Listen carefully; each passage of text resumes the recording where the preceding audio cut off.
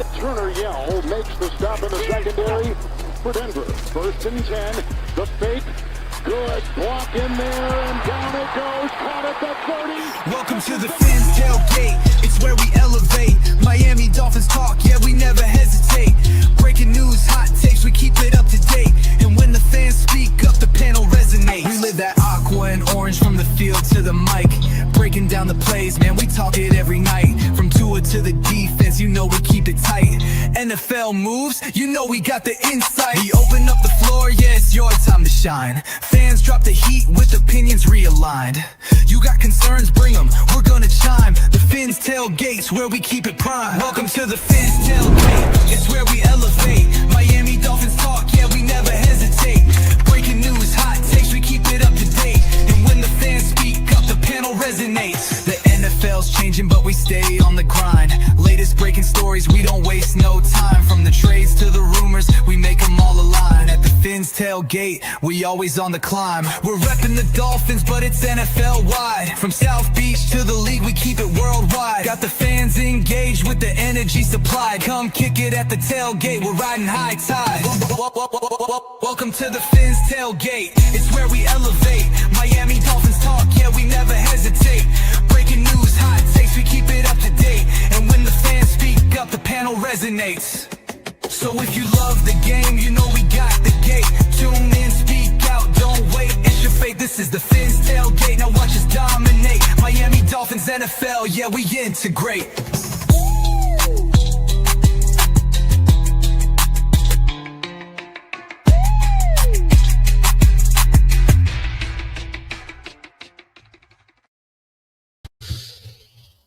What is happening? I am El Capitan, and welcome to another episode of the Fins Tailgate with your host, El Capitan. Appreciate you all making it on a Tuesday episode. You know, we usually don't go on Tuesdays. Well, then again, we usually used to go every day for infinite amount of hours. But things be different, and things be a-changing. That's why you need to hit the like button, subscribe to the channel, become a member, right?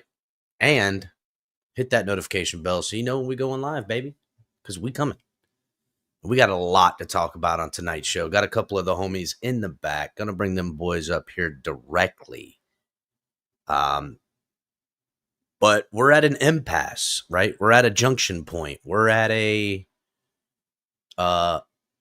complete understanding. I mean, listen, the Dolphins at the podium very well might want to talk, about this or about that and, outside noise, and we can get it corrected, just getting a win this week and yada, yada, yada. But the entire fan base, the entire mainstream media, all of sports talk radio, everybody and their mother can see the dysfunction in the Miami Dolphins right now. It is a full-on drama show. I mean, it's a soap opera at this point, and it's getting closer and closer to being more of a soap. We're used to the soap operas around here, right? I want to call my grandma, Ocho Cinco, Tyreek Hill, Bullygate. We're used to this. This is part of apparently what we've become. But this is just another tale in the Miami Dolphins dysfunction junction. And here we are again. And who's to blame? Right? And not only is who to blame, but who's first to be blamed? I mean, the fans are pointing the finger of blame. Players are pointing the finger of blame. Coaches are pointing the finger of blame. But who's really to blame? Is it Chris Grier? Is it? I mean, yeah, you could look at his picks, look at this, look at that, but nobody's perfect in the position. For everything good you say he does, I could say something bad and vice versa. Is it his fault? We'll get into that. Mike McDaniel. Is it Mike McDaniel's fault why we're here? Is it all his fault? He can't lead. He's not a leader of men, as a lot of people say about the guy. He doesn't fit that raw football-y guy, right? Like, but let's not act like there isn't the Tony Dungy's of the world, more soft-spoken, more analytical, more leads by example type of thing. I would say he's more of a raw guy than him. Tony Dungy, I would say more of a Joe Philbin in that comparison, right? I wouldn't, he's not a Brian Flores kind of coach. He's certainly not like a Mike Vrabel or a Dan Campbell, but I wouldn't say Shanahan's anything like those guys either. So we know that it can win in certain instances. Is Mike McDaniel to blame because of how he leads, play calling, design, not taking contingencies when, dealing with the quarterback position because he pounded the table and got Tua paid? Is Tua the problem? On the face of it. I mean, I could say, yeah, I think you're never really going to go far with him, but I don't know if we could say he's all of the problem right now. I don't think he's the reason why this team is the only reason why this team is winning or losing. There's been plenty of people that want to give Tua the reason why they're winning. And I was like, well, pump the brakes, right? Let's see the team, the defense did this, and then, the same thing. Tua can blow a game, but is he always the reason why this team's losing? Is it his fault why it's not working? Is he first to be blamed? Weaver's defense looks terrible. Is he going to get a mulligan because he's got a bunch of young guys in between the tackles or in between the edges on D? A lot of moving parts. That secondary was, Swiss cheese before we even got snap one of the season. Everybody knew it. We knew that was going to be the weakness. But so did he. Didn't he? I know they did because they were talking about the front seven. Well, that front seven looks trash. The only thing that looks competent in defense is when Brooks and Dotson are both at the inside linebacking position on the field. That's the only time the defense looks to be competent, to my eyes. And even then, I can pick out plenty of plays where both of them are making failures, right? Is Weaver going to, shoulder the blame? Could he be the first head to roll with the townspeople with their pitchforks and torches looking for blood? Would it suffice to give Weaver the axe? Question is, if you give Mike McDaniel the axe, does that automatically make Weaver the interim because he has a little experience? I mean, what are we talking about here? We're going to get into all that. I'll bring up the boys. We're going to talk a little bit about it. I got a little game show type of thing. We're going to play with it in some aspects. I'm going to jazzy it up. I don't have whatever. But also at the end, stay tuned, because at the end of the episode, I'm going to drop some knowledge on the real reason the Dolphins are continuing to lose. And we've talked about this before. I'm not going to spoil it for you. You're going to have to hang in until the end of the episode to see what I'm talking about. But I got it through the numbers, baby. I got it through the numbers and the notes. I crunched them. And I'm telling you right now, this is something we've been singing here on the Fins Tailgate.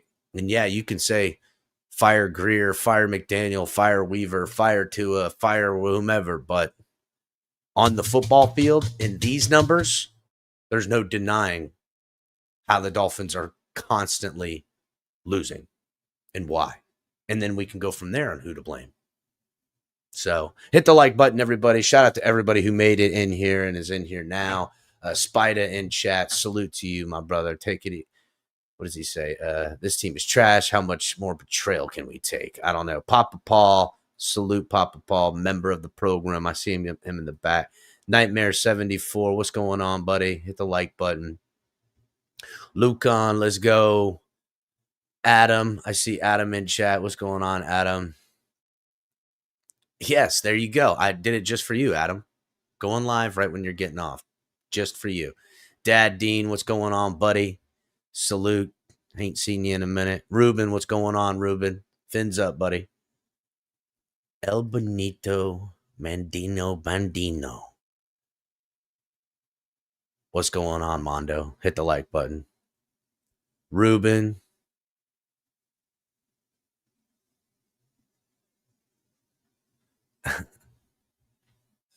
Hit the like button, Ruben. I see you got the rep in the jersey. Hey, listen, I wore my Dolphins hoodie to work, and what am I gonna do? Ronnie, what's going on? Hit the like button. Hello, peasants. No, thanks. Appreciate you. What's your number one in the division? Bullshit, Ronnie, Patriots fan. Fuck you. Joe Mama, what's going on? Hit the like button. Jamie in the hood. It's time to fire all these idiots. Cut, trade Tua, take the salary cap pain now, no matter how great it is. Sup, Jimmy? Hit the like button.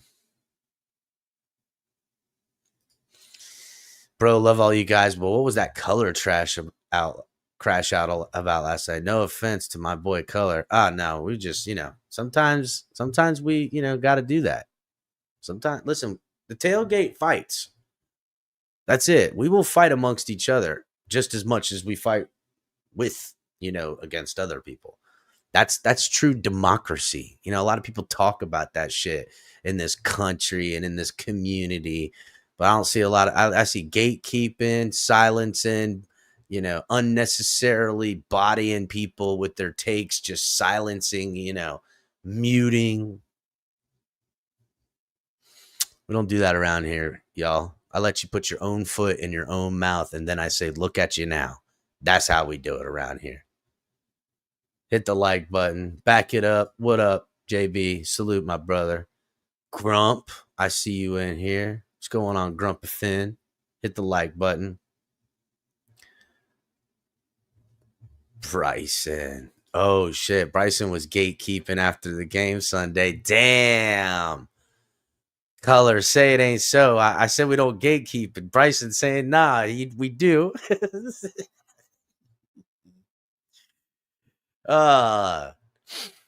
So make sure y'all are hitting the like button, subscribing if you are new. And let's get right into it. I'm going to bring the boys up right now. Ali, what's going on, Ali? Salute to you, my brother. What up, homie? How you doing? I'm doing well. I just want you to know I got a text from some Buffalo number. I don't know who that is. Some guy saying that Cap is trash. So I just wanted to relay the message. I don't take spam calls. So I don't know what you're talking about. Keep spamming my phone telling me this. Yeah, well, don't give him your email. He'll send you disgusting things. Definitely not going to do that. Papa Paul, what's going on, my brother? How you holding up? I'm above ground and upright. That's all that matters. That's right, my brother. That's right.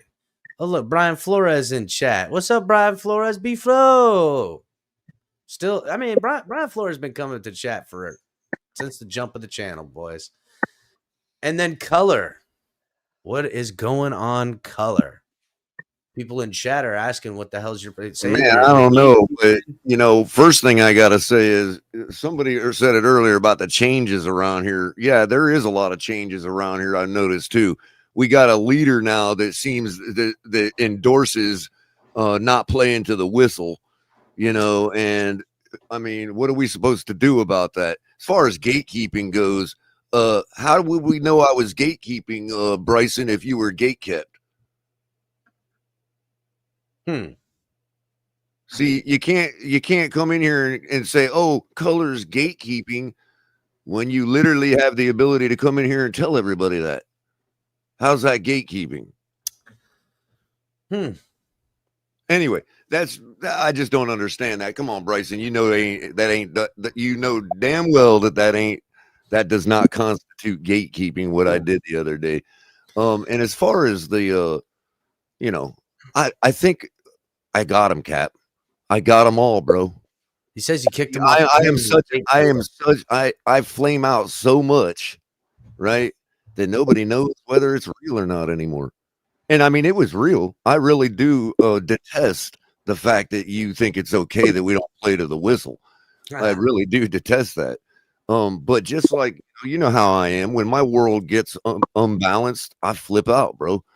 And last night, that was some imbalance. That was, bro, I not imagine that coming out of your mouth, man. All that. I mean, listen, Color, you can try to nail me it down. is. You're entitled to your opinion, and that's again, I Color. love you to You're death. trying to nail me down by putting words. I just don't know if I don't know if I can rely on you to play to the whistle, bro. Oh no, Capitan plays through the whistle and after the whistle. Okay. After the whistle, if someone ain't catching Capitan, or keep your head on a motherfucking swivel if I'm on the field, because I'll take that 15-yard penalty if it means you don't come back out here. Yeah, that's right. I played dirty. I played for keeps. She said.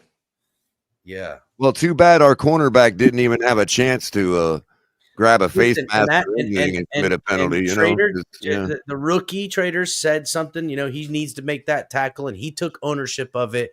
But don't forget, Jalen Phillips came out and said, "I feel like we're getting really close. I think we're not as bad as we look we are." Blah, blah. When I'm watching him literally let quarterbacks get away from him. So it is. Yeah, and that to your point about we knew what was up with the secondary coming into the season, and we know why, bro. One person and one person alone would have kept that ball at the 45-yard line the other day, and we all know who that is. Well, Color's been spot on about who that is, and we all know who that is the guy that is the missing element. And I would tend to agree, but he's not the only missing element. Of course not. Of course not. It's just like everything. This is where I took issue last night with people with Jalen Phillips. Again, I don't disagree with you. Turning out to be a complete garbage player. I get it. But again, we're talking about symptoms, bro. When you all think it was the problem. The problem was that we were at the 40-yard line to begin with. That was the problem. Well, we could go. The problem was we threw an interception. I mean, we can continue I agree. The problem is the guy holding the clipboard on the sideline. We could say there was many. I can continue to go problem. And we're going to talk about players need to do this, players need to do that. And I'm about that too, Cap.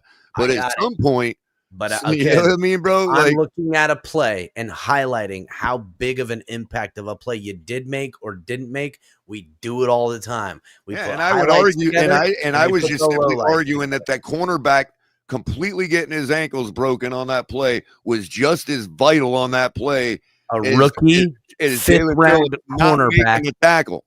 Wait, Color. You got to realize. Hold on, you got to realize the reason our corner was put in position to make, let me finish real quick. The reason our corner was put in position to even make that play in the first place was because of the pressure that Jalen Phillips got on the quarterback. The fact that he checked down to a guy 10 yards out and then that corner just laid on the ground like he wasn't even there. Come on, bro. How is that, bro? Lou, I'm gonna send you the link. It went to Conky. The fact that it went to Conky in the first place was because of Jalen Phillips on that play. Again, the fact that it was checked down to Conky in the first place was because of Jalen Phillips. Check your DMs on X. That's where I'm gonna send it, Lou. And then our cornerback's literally laying on the ground before Conky even gets the ball. Again. I don't. Or Conky even turns it north and south. Our corner's laying on the ground. Again, I don't give a fuck about none of that.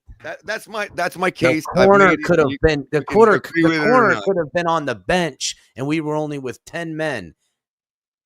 If Jalen Phillips would have made that tackle, bro, really, we don't play with 10 men. True. We don't play with 10 men. We play with 11, and all of them need to play to the whistle. All of them. No, not when you're a rookie and you fucking fall apart. But the fucking fifth-year option, first round you just did it again. You just excused not. Look at Ali's laughing because he knows I'm right. You just did it again. You just excused not playing to the whistle. You just did it again. No, Color. I'm talking about that fucking impact is superseded by the nuclear. Nah, you know who played to the whistle? You know who played to the whistle? Jalen Phillips. You know who didn't? The rest of the team. By your estimation last night, by your estimation, the rest of the guys said, oh, Jalen Phillips got this. And they quit on the rest of the play. That's what you said last night. That's cap. Jalen Phillips wears the brunt. I mean, if we're listing from top to bottom, the reason that the Dolphins He gave up a 10-yard pass, bro.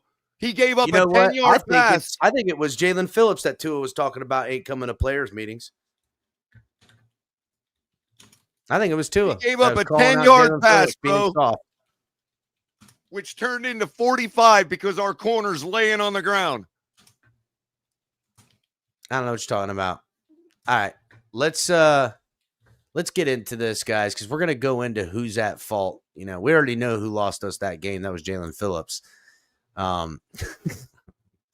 Hit the like button, everybody. We need to pull this one, bro. All right, you know what? Let's do that.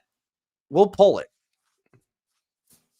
The question should be, is it okay that Cap is endorsing not playing to the whistle? No, that's what the question should be. It's team color versus team cap. We need, and the chat is going to decide who's right. All right, we'll just do a team color, team cap. That's pretty easy. Lewis can come up for certainly, but I'm going to agree with everything he's saying because I agree Jalen Phillips is garbage. Jalen Phillips just wasn't good enough. That's basically what it comes down to. Yeah, but Jalen Phillips had a chance to win the game, and he chose to take the chance to lose it. And I blame him for that loss. Come on, bro. I blame him for the loss, Color. Sorry. What down was it?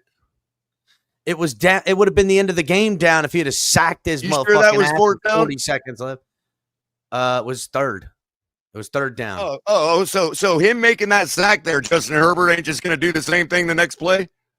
Oh, so now I got to imagine what would happen if Jalen Phillips did his fucking job. No, you don't have to, because if the cornerback would have made the tackle, we wouldn't even be arguing about this. The only way in which Jalen Phillips does his job is through my imagination, because he certainly ain't doing it on the goddamn field. The reason we don't have to speculate is because if that corner ain't laying on the ground, we ain't even arguing about this. Corners don't need that. Every corner could have laid on the ground and took a fucking dirt nap for all I care if Jalen Phillips did his fucking job. Exactly. So they can lay down on the rest of the play because Jalen Phillips got this. They can lay. Well, again, if you want to blame them for having faith in Jalen Phillips, you just endorsed not playing to the whistle, Phillips, then we're in agreement. We're in agreement with that. They will shoulder the blame for having Hold faith on, real in quick. Jalen Let's Phillips. introduce Lewis real quick. Lewis, okay, if you're going to come up here and be like Jalen Phillips is trash, I agree with you. If you're going to come up here and tell me that Cap is not endorsing stopping before the whistle, then we're going to have a disagreement. Nope. Go ahead, Lou. Look at that. Lou ran. He didn't even want to get in the middle of it, Color. Again, Jalen because he knows he don't have beef now. He's like, Color's right. Phillips is trash, and Cap is endorsing not playing to the whistle. No. He's back. Lou. You're muted, sir. You might be having problems. Yeah. Maybe it'll link up here. That's okay. At least we know he's still gonna tell Cap what he thinks about not playing to the whistle. Oh no! I mean, again, Color, you think you've got me nailed down on not playing to the whistle? I'm saying everything I know about Lewis. I'm pretty sure Lewis would agree. Nothing beyond Jalen Phillips' missed sack. And you know what's funny? That they give him a pressure for that. I would give him a negative pressure for that. No, you know why they gave him a pressure for it? Because it caused a check down throw to a 10-yard pass to McConkey, whoever the hell that is. And that check down throw only opened up because it was 4.5 seconds, 5 seconds in the play where he should have either rolled out, dirted the ball in the ground, or been sacked by Jalen Phillips. But the rest of the guys are coached by you. The rest of the guys are coached by you. They're like, Jalen Phillips got this. We don't have to worry about McConkey. It's simple. Do your job, and the job will get done. You don't do your job, and you can't. You know this. Defenses do it all the time. They bring 4, they bring 5, they drop everyone out into zone and coverage. They're playing prevent defense. They're keeping everything underneath and in front of them. Those underneath route guys are wide fucking open 5 seconds later. And by the way, off subject real quick, Cap, since the evidence just presented itself, you say you aren't disrespectful, Bryson. There you go. There's the evidence for everybody to see. The fact I don't know who Ladd is tells me all I need to know. The fact that you call him by his first name tells me all I need to know. And secondly, I'm the one that just reminded everybody the other night that his stat line was exactly like Waddle's. Yeah, I would say Lad McConkey. So don't sit here and tell me I don't know who the fuck Lad McConkey is because I made a rhetorical statement about nobody else knowing who the fuck he is. I mean, except the guys that call him by his first name, fanboy. It's Lahade. He's from Greece. His first name Keep disrespecting me, bro. Keep disrespecting me. You don't want me to gatekeep you? Then you're gonna get this. Yeah, you're gonna get. To clarify, El Cap, his first name is Lead because with him you take the lead. Oh shit! Hell yeah, Ali! Look at you go. Play on words. So all right. So hit the like button. Subscribe if you're new. Yeah, exactly. There's more evidence, Dickwad. It's too easy, Mister Respectful. Careful, bro. You want to see what gatekeeping is? You're gonna find the fuck out, bro. Oh shit! You're gonna find out, bro, what gatekeeping is. And then you can go tell the fucking world. Go tell the world. Make sure you tell YouTube too. They might hire me. Damn, they might hire you. Why? Because you're good at gatekeeping? Exactly. What's going on, Lou? You there? Or you just you muted still? No, I'm here. I don't know what the hell was going on. Hey, salute to you, gentlemen. And I thought it would be a perfect time since Color is getting accused of being a gatekeeper. I got another gatekeeper. If y'all would allow me to. Let's hear it. Okay, cool. Alf Ortega from 3 yards per carry. Lou, I've been calling his bitch ass out for weeks now on the show. You mean from 4th and 1? Because that's what 3 yards per carry gets you, Lou. 4th and 1. Absolutely. So today, this idiot was on Finside the NFL with reason. Oh yeah, that's the bitch crew. That's the fat boy bitch crew. Go ahead. Hey Cap. It is. Again, we have talked in the past about outing and getting rid of these fucking people. Lou, I've been on demon time with these hoes for a minute, dog. You should see. Well, there's like 3 or 4 episodes. That's all I did. I called out fucking Alf, Travis Wingfield, fucking Kyle Krabs. What's that other dude? Chris Kaufman, one of those hoes. Yeah, that running that group. That whole fucking Reason, that whole group of fucking bitch club, and they're all a bunch of soft hand fucking pansies, dog. Let's be real, right? They think that, oh, here I am a knuckle dragger because I actually played the sport, know what it is to be physical, athletic, all those great things that they don't know nothing about. They think that I can't read some little numbers and stats and break down some dumbass shit just because that's all they can do, right? It's like, they're hoes, bro. Go ahead, Lou. Let's hear what you had. What you're calling them out. Yeah, they're straight up hoes. Yeah, and Cap, listen, at 1-5, the season's over. I think we need to get back on the meet and greet and exposing people. That's what I'm on as of right now. It's funny, Cap. So last night on the Blitz pickup, shameless plug, shout out to you guys for allowing it, right?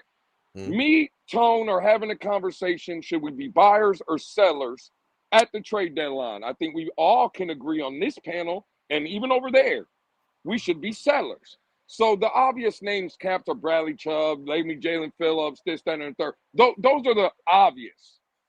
At this point, Cap, I said, if I'm Chris Grier or anybody in that front office, because I know whatever your opinion is, there's not a single soul on this team that should be an untouchable. Well, yeah, Lou. I mean, if first of all, anyone you can get high value for should be sold. The Dolphins are not going to be competitive in 2026. They're just not. They're not. I don't care what you do. They're not going to, whether it's a coaching change, a turnover, fucking they have 80+ million in dead cap no matter what. If they cut players, get rid of they could be 130 million in a blink of a fucking eye in dead cap. And you think that's a team you're going to ask to compete? They're screwed. They're screwed. Sell everybody. Achan's going to want to get paid. What are you going to go in a tank fucking shithole year? You're going to have. This is how I know, Cap, that Alf Ortega was listening. And this is the problem. See, these are the people we got to expose because they cyber watch. They listen to the real ones, but they will never come up and debate you. They will never come up and show that they're listening. Cap, there hasn't been one single soul in this community besides myself that brought up, hey, I'm not openly shopping Patrick Paul. But if a team called, let's say the phone rings, ring, hello, hey, what is the Dolphins looking for Patrick Paul? If I can get 2 first-round picks, hell. Fuck, I get 1 first-round pick. Fuck 2, 1. Well, I'm going that to man the was extreme. Picked in the 2nd round, dog. I agree, Cap. That's I'm value. just going to the extreme. Let's say a stupid organization, Cap, would give you a Laramie Tunsil deal. Let's just say, right? These fucking cucks, Cap, and everybody else, they're sitting here and they are mad. You should have heard. And this is how, again, I know he was talking about me because I'm the only one that brought up Patrick Paul. He said, and I quote, oh, stop listening to these fucking idiots trying to trade Patrick Paul. See, this is the problem. If I'm the only one that said it and those are your words, then he's calling you a fucking idiot, Lou. Then he's calling me a fucking idiot. I got to be honest, Lou. I've talked about Achane. I talked about Achane before the season started, but I didn't mention Patrick Paul because we got a little bit more leeway with him. Absolutely. But I agree with you, though, with the Patrick Paul thing. And you are the only person I've heard really on the Patrick Paul trade. You know, just like Color was way out in front about trading fucking Waddle. Yeah, absolutely. he was like, fuck that, trade. Don't pay this man, trade him. You know. Now, Cap, again, I want people to understand. I'm not openly shopping Patrick Paul or Achane or Waddle for that matter. I'm not openly, but I'm answering the call from people that will call to invest in those guys. And if it's an offer that I like, I'm willing to do it. These fucking cucks, these fanboys of the year, these people that just want to be the happy-go-lucky, to your point, Cap, the get-along gang, right? These are the same people that everybody praises. I'm getting real close to exposing all these fucks because these people have been lying to y'all to your fucking faces for years now. I'm glad. Well, wait, real quick, Lou. I don't mean to interrupt you, but make sure we are clear about what the lie how the lie is actually perpetrated, because a lot of these people are right there in front of all the fans as the beautiful faces of the fandom and the organization, and they'll act like, oh, everybody else is acts like a little twit online when they're the ones that actually do it, and somehow everybody just ignores it when they do. So, Lou, first of all, you let me know because I've already been throwing fucking spears and fucking daggers at them for weeks now. The plan is going in motion, Cap, for sure. So, just so you know, and first of all, these guys think that they're impervious because they kind of like protect each other. I've been hearing what they say. I know people in their Discords. I know people in their fucking group chats. People been reporting back to me for quite some time. Fuck these hoes. I know what they think of us. I know what they think of this team. I know who they think they are, and they ain't that. Well, Cap, you know what's crazy? On that same episode today, Alf Ortega on his way out, he damn sure let everybody know to go pay $5 a month or whatever to get in his Discord so he can give you guys information. Again, the problem I have is that TFTG over here, it's free. Free, baby. You can get the same information, better information here. Those fucking people that are lying to you all, right, and being a mouthpiece for this dumpster fire of an organization, again, I know you guys will appreciate this because everybody, right, complains about Daddy Ross stealing the money from the fans. Well, don't get mad at him only. Hold fucking fat-ass, stupid-ass Alf Ortega for robbing y'all blind too, because that's all that fucking cuck is fucking doing. Because he can sit here and preach the Billy Gospel about the same team that we all know is full of shit. The only difference is TFTG does it, they do it for free. And when the Blitz Pickup does it, we do it for free. Alf Ortega charges y'all to be fucking lied to. Alf Ortega is a real fucking gatekeeper. For you to come out and say, and I quote, don't listen to these idiots over there. Why? So they should listen to you? They should go over there and pay you? See, Bryson, when I first came up here, Bryson, and I don't know the beat, so I'm going to stay out of it. But all I'm saying is, supposedly I'm hearing Color is a gatekeeper. Well, at least if you got thrown out, that just means that Color at least had you up here. Those fucking fucks are gatekeeping, and they won't even let you over there. You can't even listen. You can't even be in chat. You got to pay. No, you got to pay to be over there. Thank you, Lewis. I'm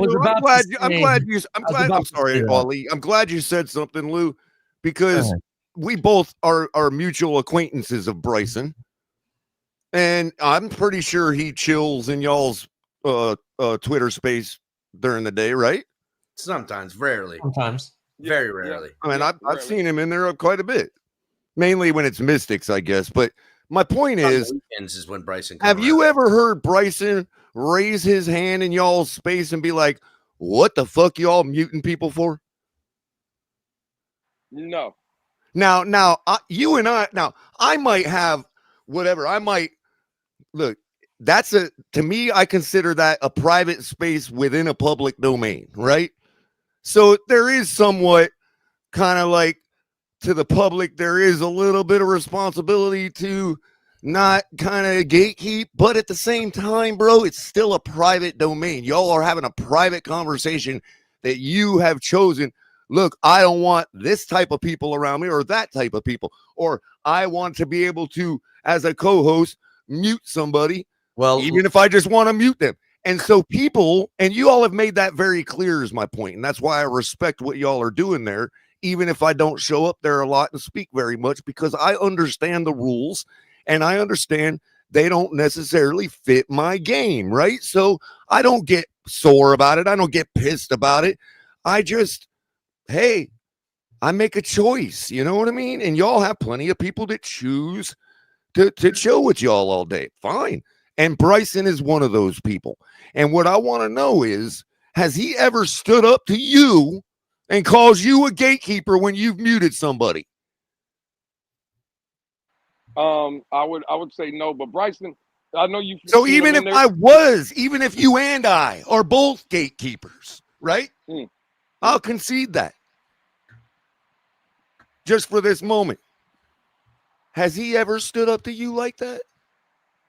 Well, has he ever sat in your chat all night on the Blitz pickup and said, Lewis is a gatekeeper? Well, and then tried to claim he's not disrespecting me? At the Blitz pickup, he does not. I'll speak from the Twitter side. Now, if he did, one more question, Lewis, and then you can have it all. If he did do that, I know you wouldn't give a shit, but would you consider it disrespectful? To be honest, Color, I wouldn't, because just my personality. Just because, but put aside whether it would bother you or not for a moment. Would the general public consider that to be disrespectful? I mean, possibly, yeah. The fair public, not these loons that think everything's disrespectful. You know what I mean? Yeah. I mean, I guess I would tell you, Color, from a friend to a friend, and I've told you this before. Again, like, you're asking me, and maybe I'm the wrong person because I'm gonna give you the wrong advice. I know, but see, I know your personality, and that's what I come to you for. That's what I come to you for. But that's what I'm saying. So now that you're coming to me, I would just tell you from a friend to a friend, fuck them. I don't like. Yeah, that's kind of what I'm doing right now. That's what I'm trying to tell the guy, and he wants to keep hearing and muddy our chat. Well, hey man, listen, it's viewership. And then act like he's friends with all. See, Bryson's problem, Lewis, is he thinks he's further in the circle than he is. Oh, I don't know. I think Bryson's cool. I like Bryson. He's cool. I like Bryson. I think he's cool, but he ain't having dinner with me. I like Bryson, Color. He's cool, but he ain't never going to be at my dinner table. Well, maybe. You don't know that. I like Bryson. Again, you know who's not going to be at the dinner table, Lou? Motherfucking Alfar Tiaga and those hoes over there. And that's the point. But Lewis, this is where we can all be adults. I don't hold any of that against y'all. Yeah, but if Color, y'all want to have Bryson over to your cookout and whatever's going on there, shit. Bryson, but he ain't gonna be having dinner at my house. Yeah, well, that's fine, but we're at dinner and pleasantries is one thing. We're talking about the hoes in the community. Well, right I'm just now. saying it. I'm just saying it so that he stops wasting his own calories. I'm trying to do him a favor. I think he's so that just Bryson playing stops fun with wasting his color, and you don't calories like trying it. to goad me. What could it be color? And again, I'm just maybe he's just trying to gauge your interest, maybe gauge your attention, and right now you're giving it to him. He loves you. Yeah, but bro, he's done this now for 4 years, bro. Oh, so he's really in nothing love but with you. this. Oh shit! Now we're not even talking about love, Cap. We're talking about Obsession. Yeah. See, look, Color, you're looking at it the wrong way. Bryson wants to sniff your britches. Yeah. Oh well. Hey, look! I just pointed out to people that he refers to McConkey by his first name. On that note, you guys are talking about other men sniffing britches. I'm a step away. Cap, we'll be in touch about outing these fucking clowns. Because this shit, it has to stop, man. It has to stop. I can't stand fucking Alfred Ortega in 3 yards per carry, and hopefully I can't stand Chris Kaufman, all those guys, all of them. There's a whole I got an episode not a month ago. I called them all out for like a week straight, back to back on a freaking again, and then this Alf guy just blocked me not too long ago, and he said some shit. I just did an episode about it. Like, he was in the chat, and someone was saying, Alf, and I was like, I go, ooh, Alf. He's like, oh, I did you a favor by giving you some engagement. And I was like, did me a favor? Who the fuck do you think you are, dude? Who do you think you are? You think you're fucking Omar Kelly? And I don't give a fuck if you're Omar Kelly. Who do you think you are? These people have this high opinion of themselves as if they're movers and shakers in the community of some form. Like, I get it. Ooh, you've been around a long time. You know what that tells me? You're part of the fucking problem. Okay? All this shit that's been around a long time sucks. That's why this team and this fucking fan base sucks. Okay? Y'all are part of the goddamn problem is what you fucking are. Not only is he a problem, let's go back to Omar Kelly for 1 second. I want to say something real quick. Well, I'll leave before you do, because I'm going to get up out of here. I just, again, salute to y'all. Cap always letting me up. Event, and Spider, I guess that's his name in the chat. I do sound like a pimp, but it's not Lollipop. That's your mama. That's what we call your mama on the strip. We call your mama Lollipop. Yeah, see, Cap, I just want him to know. My name as the pimp is not Lollipop. That goes to your mama. We call your mama Lollipop on the strip. You gentlemen have a good night. Fuck you, Alf Ortega. Later, 3 yards per carry. Oh, wait. He's gonna escape without giving his opinion on the fact that El Capitan endorses not playing to the whistle. Well, you know who endorses El Capitan? The chat by 60%. Color, you got fucking smoked. Yeah. Listen, Color, you know you're my guy. Hey. You know I fuck with you. Tomorrow you'll have a better day. Today you're losing this battle. Well, you know what? So what are we going on? The consensus of a fan base we already have claimed is soft. Of course they don't want to play to the whistle. Nah. Lou, real quick before you slide out, just want to say, you know, that whole community of people we're talking about were, and listen, there's that inside leverage, and then there's a couple of chicks that kind of roll with them. There's you know, there's a whole little, you know, side collective with some of the chicks on fucking X and some of these people and some of these other YouTube channels that I'm not going to name, and they're all their Discords and everything like that. And all of them came for me when I reported that it was what I was being told, that people were speculating that Mike McDaniel, this was last year, that Mike McDaniel was losing the team, and that there was speculations that he was going out and all this stuff. And essentially, without saying it, leaning to him having, party kind of atmosphere, and that it was to be worried about and stuff like that. And it insinuated that he was drinking and partying. But that's verbatim what I heard in an audio file given to me in a nameless in that group person's Discord that they were all talking about. And it was very for that. It was very, very, very interesting that when I put it publicly, that they all came out and said that it was a fucking lie when it was all of them that I heard it from. And I'm glad you outed one of the receipts, Cap, because this is how them people move. They know what's really going on, just like a lot of us know what's really going on. The problem is the guys with the nuts that let their balls hang have no issue saying it. Mm-hmm. See, Capitan is not a cuck for the team. Capitan is a cuck for TFTG. Capitan is a cuck for everybody that comes over here and listens. That's where we'll be cucks for you guys.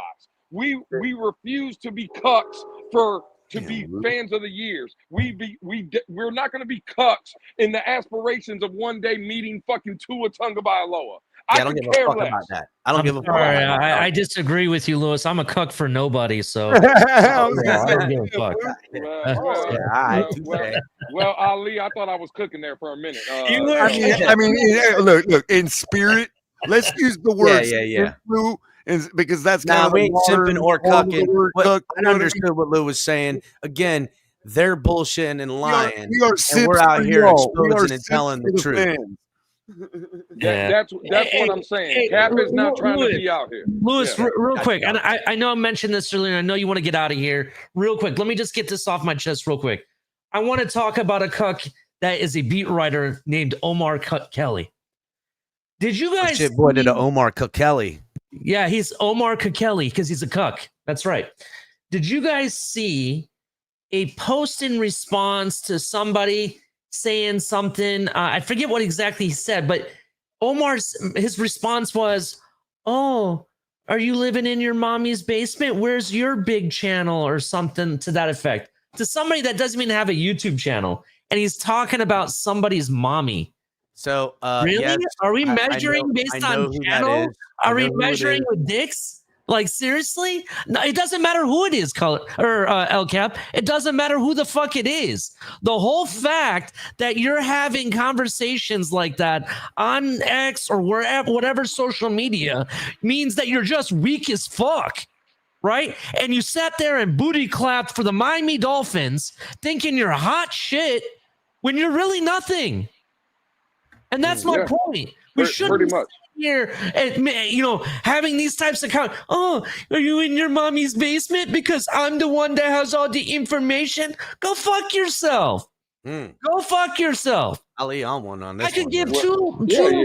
I could give two pieces of shit of who the fuck Omar Kelly is. I don't care that he's friends with Doug. I love Doug. I think Doug's an awesome guy. But you know what? Omar Kelly, you're a piece of shit, and you're one of the biggest cucks in this beat writer media, and that's a fact. Well, let's bring a little context to this real quick, Ali, because I'm glad you brought up Omar Kelly, because what are we CB80? What are we CB83 over here? We're using context over here now. Well, Lewis, the reason is because it seems to have been memory hold, but I'm pretty sure I brought it up on a show a few months ago. I know where Color's going with this. I know where Color's going with this. Go ahead, Color.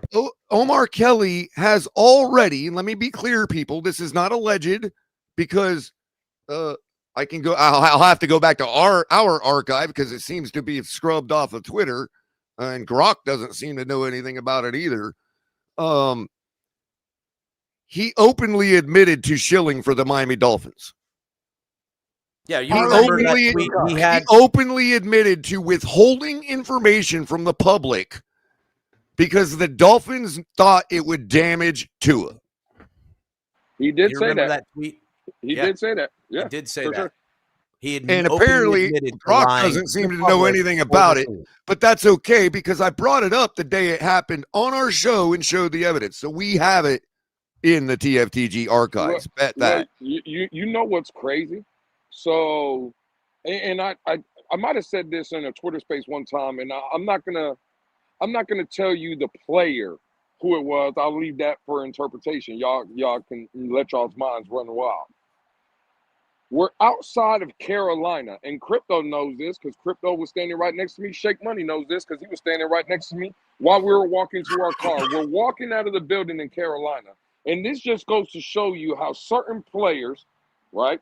I'll leave it there, don't really give a fuck about what's going on with the Dolphins. They just really don't. We're walking outside after the game. A certain player's mother and family members is outside right there next to us. They're being very friendly. They're taking pictures. They're dancing, laughing, joking, having a great old fucking time. And what I'm took from that is, well, I know I'm a father of kids that play sports. And maybe it's different levels. You're father of a college athlete, Lou. Let's call it for what it is. I am. When my son doesn't play well, I'm not outside of the stadiums joking and laughing and this, that, and the third. It upsets me. It bothers me, right? I'm not really engaging with other, family members or this thing. And I'm not trying to make a big deal of it, but it just seems like if that's the way the family is reacting to an 1-4 start and said players not playing well, it's hard for me to imagine that said player is going and hearing anything negative about himself or, hey, be better, do this, do that. It seems like it's all happy-go-lucky. We're going with the motions. We're here for the ride. Don't worry about it, kid. Smack him in the ass, kiss him on the forehead. We'll get you next week. We'll see you next week. Well, I'll leave it there. Here's a stab at a hypothesis on that, Lewis. This is just a hypothesis of mine. Having heard you say this for the first time, seems to me that stuff probably goes on every week, every year, every season. And the problem now is there are so few fans at the stadium that we can see it. Mm-hmm. To be fair, Color, I didn't even realize who that was until, again, pictures are getting taken and I hear, oh, can I have one? I can't believe you're here. This and the third. It's like, the only fans left are the diehards in the inside fans. Well, I'll be honest. The people that were taking the pictures with said parents of said individual were people that have already been named fans of the year of this organization. And I'll leave it there. Again, if the parents and the family, if the people that are closest to you don't have a problem with this team or you specifically messing up, and they're not going to tell you the harsh reality, it's, again, to everybody's point, maybe said individual can't fucking take criticism. Maybe said individual has been sheltered, babied, and coddled, not only from coaches, organizations, whatever. It's bigger than that, right? It's a family thing. One thing, you can't sugarcoat shit. Cap, you're a father. I listen to the way when you talk about your son and how you coach these kids. It reminds me of me and how I talk to my kids and how I coach those kids. And we have players on this football team that have been sheltered, coddled, just told how great they are. And that's why we see when adversity hits said players on this team, they fold like paper bags because they in their heads, Blue, they say it ain't them because they're great because everyone keeps telling them that. That's what it is, Cap. And that's what I seen from those family members that absolutely were playing the celebrity role and not giving a fuck about how their son or anybody else doing on this fucking how to fuck their team. son with their family that's name. That's what they mean by generational wealth, Lewis. Nah, fuck that, Color. Where's your family? It's not just generational wealth you got anymore. My it's name generational on the back celebrity. Of your jersey out there embarrassing us like no, what that. I'm saying not is, on my fucking watch. What I'm saying is, it's not. This is across all sports. It's not generational wealth anymore. It's generational celebrity. It's like the mayors of the palace handing down the power to their kids. I agree with Color in a sense, because here's the other part of it, though. The other part of it is like they don't have to worry about generational wealth anymore. Everybody's getting paid. Yeah, I get that. And there is something about money. I can just sit here and have fun and just take. Now I've got to be Ali. I've got to be guaranteed a spot in the limelight. Yeah, or I can just take the participation trophy and still get paid. It's great. That's the problem. That's the attitude in sports today. Unfortunately, and the fans it's starting in college now, and it's moving to the NFL. I'm telling you right now. And the fans of the Alf Artiagas, the Chris Kaufmans, the Travis Wingfields, the fucking Reasons, that whole group of fucking fucks are the ones clapping those cheeks to the family members, to the players. It's okay. We're gonna put positive vibes into it, and we're gonna positively vibe our team, and they're gonna shill their lies and stand up because the family members are cool with them, recognizing them at the stadium, giving hugs and taking pictures in a fucking loss. And it's that type of fucking attitude we don't want around here no more. It don't I said it yesterday's show. This does not represent South Florida to me. It's not what I know. It's not how I grew up. It's not the people I know. That is embarrassing, bro. That's not that's not the blue collar fucking party motherfuckers. Everybody up get on their this job channel. done and make it look. Everyone goes, how the hell do these people in South Florida party the way they party and are the best at their jobs and successful? That's the marvel of us. And these motherfuckers ain't got that, dog. They don't have that. Shout out to El Benito. Yeah, I want to read this real quick. Who remembers when Omar Kelly called Tua weird when he left the Beats? Thank you for the $5 donation. I actually remember that. But the problem with that is, and this is how big of a cuck Omar Kelly is, I'm not laying off his neck at all. The problem with that is Omar Kelly has a special discount card for Wally World to go get his flip-flops because he flip-flops every fucking day like it's a Sunday special. Well, he machine gunned a bunch of positive Tua takes right after the game the other day. Yeah, he did. Yeah, but you know what? It made me think, if the ship has sailed, if everything is really done now, right? Then Omar Kelly might just be fulfilling the last run of his contract. In other words, he dumped the last of it just to say, did it all in one day. I don't have to say one more positive thing about the guy. Well, I don't know. Yeah, Omar Kelly just playing contrarian. Ken Sean's calling you out in chat, Lou. No, that's not Ken Sean. That's fucking Sharif. Yeah, Sharif. Let's get it right. Yeah. That's Sharif. And Sharif is another fucking idiot. So again, Sharif, you can beg to come on this channel. Trust me, because again, the first comment was, drop the link. Hopefully the clown don't run. No, I won't be the only one running if Sharif comes up here on this panel. I promise you that. Everybody in chat, everybody on the fucking panel would be running. You've been fucking terrible, Sharif. I'm just the fucking guy that will come up here and fucking tell you. You're terrible and you've been fucking terrible. Again, I just had a question. Cap, Color, Ali, Papa Paul, can anybody tell me what this fucking clown talking about rage baiting it? What the fuck is rage baiting? So rage baiting is like those people who go to college, is like the right wing kid will go to college and put a sign and say, I don't like trans kids or something, and they know like half the kids are there. And first of all, that's not what they're right, but yeah, I get what you're saying, Cap. That's kind of rage baiting. I don't get what rage baiting is. Rage baiting is taking something that I'm reading about you on the face and opposing it loudly to get you to fucking. Right. Technically, Ali, what Charlie Kirk was doing was considered rage baiting. That's right. Okay. And that makes sense. Now, I just want to ask you, gentlemen, because I just got out my Newspeak dictionary. I had to look it up. Okay, and that's fine. How exactly are what we're doing now rage baiting? Like, give me an example. What are we doing? We're not rage baiting. He just says you rage bait people. Oh, okay. So again, y'all are smarter than me. Since I've been up here on this panel, give me, what have I done to rage bait anybody? Maybe you're rage baiting the cucks of Alfar Tiaga's crew. Oh, okay. Maybe Sharif gets his information from 3 yards per carry and fucking Madden, and his butt hurts, right? Because we're talking about his boyfriend. Could that possibly be? Maybe. Oh, okay. All right, cool. Well, you're on that same. They call that booty baiting, Lou. Yeah. Sharif is on that same fucking boat. R. Fortego. Y'all both can go fuck yourself. And Lou, I just want to say real quick before you jet.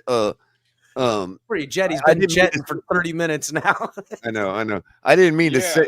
I'm trying to get out of here, Cap, but you fucking people keep rage baiting me. I keep rage baiting you back in. Yeah, you keep rage baiting me to come back in. Maybe he's right. Shit. Well, I'm gonna show them all how to de-escalate. So, Lou, like earlier, I didn't mean to imply that I had a problem with what y'all doing on Twitter. What I meant by it's not my game is, that's not. It bothers me sometimes, and I know what the rules are, so I choose to stay away. But you notice that I still respect and love it because I still come by and listen at least once or twice a day. You know what I mean?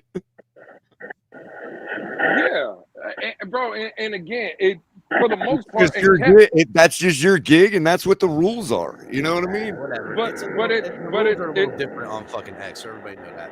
and it's and really, right? It's a bunch of people that we really interact with each other on a day-to-day basis. Yeah. And again, it's more in. There's certain people that we'll mute because we just don't want to hear them. But I'll use El Capitan for instance. Cap is a brother to me. I love Cap. If I mute Cap, it's in a joking manner, right? Like we're having fun. We're jonesing with each other. Right. On my end, that's what I'm doing to Cap. Yeah, right. It's just like Cap was a co-host one time. He threw me out the fucking space. Okay, cool. I get it. It's fun. Ha ha. We're joking. Right. It's between friends. These fucking people though that are fucking cucks that are so internet. Oh my God, I want to be heard. See, I'm not doing this to be heard.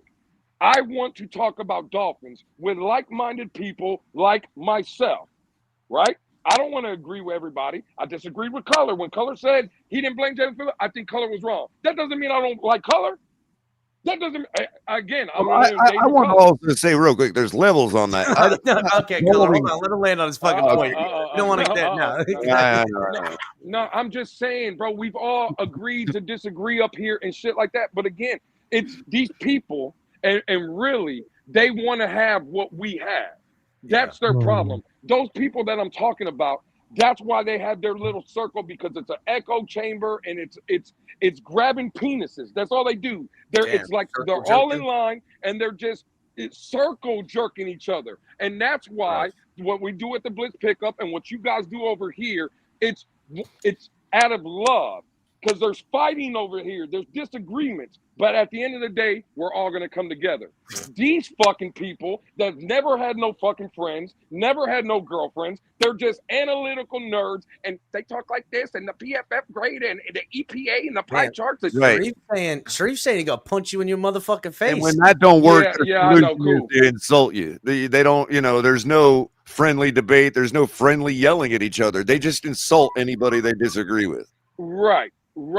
Again, I'm tired of hearing the people that are the biggest draft experts in the world that know football and this, that, and the third. I know a guy that came out here in the community and said Kenny Grant had to be the pick because he was a great player. And all I know, Kenny Grant has, after 6 games, has been fucking benched. I also know a fucking guy in the community, the same draft expert in the community, that told you Jonas Avenea was a great fit for this team and the Lord and Savior at guard was coming by, and 6 weeks in, they're fucking crying because he can't play left guard. He has to play right guard. Get the fuck out of here. How about, do you think, because Jonas Avenea is having a problem, gentlemen, putting hands on people. If you can't put your hands on someone on the left side, what makes you think you're going to be able to put some hands on somebody on the right side? Right. I don't know, Luke, because he's an elite right foot stepper. It's on the left side, you got to take the left foot first when you step. He's an elite left foot to right foot stepper. When you go this way, no, it ain't got nothing to do with none of that shit. That's the dumbest shit I ever heard. No. None of them have a problem with Tua playing with the wrong arm. No, exactly. It's bullshit, man. It's all bullshit. They all lied. They've been telling you lies. I don't care if you're wrong in one of your takes. Hell, I've been wrong. Cool. Keep it pushing. But don't come out here and say that you're the know-it-all, you're this, you're that, you're that, and you guys are lying and been wrong about all kind of shit. It's annoying. Well, last time I checked, Lou, and makes me sick. For me, Lou, I've been batting 1,000. I don't know what you're talking. I ain't never been wrong, dog. Same take I've had about these guys since I first was introduced to all of them. Right? Look, 3 yards per carry. It gets you the punting unit. It does get the punting unit. Yeah, it does. It does. Yeah, 3 yards per carry is exactly what this team has been. 4th and 1, and I want to address something in the chat real quick. Somebody from Seattle, some Deuce Goose or whatever his freaking name is calling me out, saying, to be clear, that's John, bro. Off the Tua train. When was I on it? When have I ever been on that train? Well, we were being fair to Tua for a couple seasons because we had no choice. Wait, hold up. Lewis, my man, thank you for being on this panel right this moment. Who was it that you called up when what's his name was in a space and you wanted me to explain that we need Lamar Jackson, not Tua Tagovailoa? Who was it that said Tua Tagovailoa was trash in that space and that you would take Lamar Jackson all day long? Yeah, they don't remember that, Ollie. They don't remember that. They don't remember how I tried to raffle off my Tua jersey, but nobody donated to actually get in the raffle. Ali, it was either you and give these bitches away, Lou. All of the crazy stuff I have said about Tua for the past 3 years. Nobody remembers that. And then, go ahead. I mean, you're talking Ali, about it's crazy, right? Because they'll know everything you said and they'll call you out because again, you're on a platform and your voice is heard. They'll remember everything I said, right? Because I'm on platforms and my voice is heard. These people say dumb shit and all they do is either hide and run, don't come up when their takes are wrong. Because these same idiots, you're right. You got me. I came out and said Tua should have been paid. Cool. That's where the story ends, right? I was wrong. You see how that works? There's a dude in the chat though that told everybody that Skylar Thompson should have been the starting fucking quarterback. And that same fucking dude that said that, guess what he also said? That Mike McDaniel was holding Skylar Thompson back. He was sabotaging him. Now, what's funny is Skylar Thompson went to fucking Pittsburgh, and I just want to ask this fucking idiot, was Mike Tomlin holding Skylar Thompson back? Real quick, boys. Did Mike Tomlin sabotage Skylar Thompson? I guess we were part of an experiment and they proved to me what rage bait is. Again, I just want to point out that was rage bait. That was rage bait. Thank you for explaining. Let me just point out. That's what it is. Let me also attest to Ali's support for Skylar Thompson. I fucking refuse, Cap. Now you see you're rage baiting me. You keep bringing me fucking in. This fucking guy. Hold up, color. Before you start talking about Skylar Thompson, because the pundits in the what you call it, the spaces on Twitter put me on trial recently, and I wish you were there. Well, Ali, hold on. I really need to get this off before everybody starts going on that, putting me on trial again.